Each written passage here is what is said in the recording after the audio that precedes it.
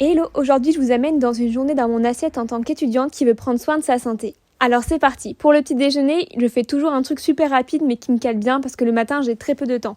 Donc j'ai commencé par faire fondre 2 carrés de chocolat au micro-ondes, puis je découpe une banane en deux, j'ajoute un yaourt nature, puis le chocolat fondu. Pour que le petit déjeuner me cale le plus possible, j'ajoute des noix, des amandes concassées et de la noix de coco râpée. Et voilà pour le petit déjeuner. Pour le midi, pareil que pour le petit déjeuner, il faut vraiment que la préparation soit express.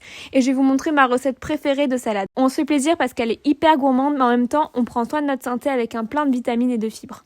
Donc je commence par découper les tomates, puis le jambon rouge et enfin la mozzarella. Dans le fond de mon assiette, je place de la laitue à laquelle j'ajoute la tomate, le jambon et la mozzarella. Pour l'assaisonnement, je place environ 2 cuillères à café de pesto et un peu de vinaigre balsamique. Et voilà, une délicieuse salade prête en moins de 10 minutes. Bon, vous me connaissez maintenant et vous savez que pour le soir, je mange toujours des plats qui sont plus réconfortants que pendant la journée.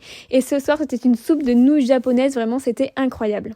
Comptez environ 25 minutes de préparation, cuisson comprise, et croyez-moi, ça vaut vraiment l'effort de cuisiner. Pour commencer, je découpe l'ail et le gingembre le plus finement possible. Puis, je coupe la cébette. J'en mets toujours un peu de côté pour la décoration.